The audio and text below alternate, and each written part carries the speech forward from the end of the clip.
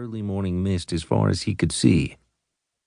He climbed into the empty refrigerator of a fruit express and almost instantly fell asleep on the damp slats that covered the floor. A few hours later, before the train got underway, a railroad detective discovered the sleeping figure in the icebox. Instead of taking the boy into custody, he closed the hatch overhead and locked it from the outside. The boy was imprisoned for 3 days, but managed to last by prying up some of the slats and drinking the rank ice water that had collected above a plugged drain.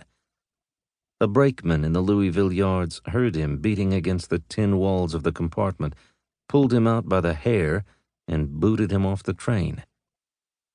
At the racetrack at Churchill Downs, the boy got a job with the Fourchet Farms, an outfit owned by a meat packer from Chicago, and for the next 2 years he worked in the stables, sweeping the droppings out of the stalls, washing down the boards and padding, and tossing hay out of the lofts to make fresh bedding for the Fourchet thoroughbreds. The work hardened him, but it added very little to his height, and by the time he'd reached the age of 14, he was as tall as he'd ever be in his life. Because of his size, he liked to imagine himself a member of the little band of jockeys who drove up to the Fourchet tack room every morning in their private carriages.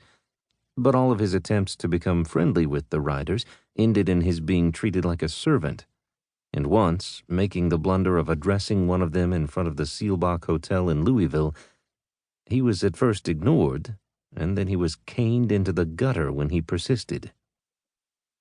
He took away from that scene no ill feeling against the jockey for having disgraced him in public.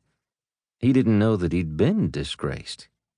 He understood the flogging to be the natural result of his having dared to speak to a gentleman, and he admitted to himself that if their positions had been reversed, he'd have taken his stick and broken it over the jockey's head for the insult.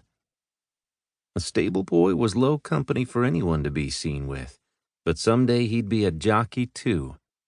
Someday he'd be a gentleman and cane an upstart in front of a fashionable hotel with dozens of fashionable men and women standing around and watching him prove to them that he was one of their kind. He overlooked no chance to nag the trainers to put him up on a horse, on any horse. Even one of the unsound platers they campaigned for Fourchet at county fairs in the grain belt of the Middle West, and after a while, more to stop his constant begging than to see whether he had riding ability, they put him in charge of a 5-year-old that was still a maiden after racing almost all its life against the cheapest competition on the track. The boy treated the animal as if it were the finest and fastest thoroughbred ever developed in America. He starved himself in order to have enough money to buy the choicest feed for it, and when he brought it out for exercise at dawn, it was as carefully groomed as if it were running in a derby. Nobody around his stable paid much attention to him, but one day the meat packer came down from Chicago to inspect his horses and happened to see the boy riding his plater over to the training track. Following him, the meat packer was treated to an exhibition of horsemanship that convinced him that the boy would eventually make a first-class jockey. When the other riders found out that Fourchet had taken up with the stable boy, they went out of their way to be sociable, even the one who'd thrashed him in front of the Seelbach the year before. They taught him all they knew, and to this he added a good deal more of his own.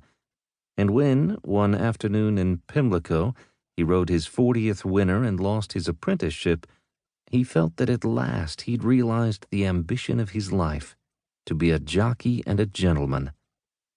That evening, he was called Mr. for the first time, and he fell so in love with the title that he wouldn't have changed places with a king. He was then a little over 17, and signing a contract with Fourchet, he rode for him on every decent track in the country, from Gravesend all the way to Oakland. By the time he'd been twice around the circuit, there were very few who failed to address him in the proper manner. He insisted on it, even to the point where he once turned his back on Fourchet for having so far forgotten himself as to omit the Mr. He prized the designation so highly that it was impossible for him to hear enough of it, and it wasn't very long before a smart gambler discovered how simple it was to Mr. the boy into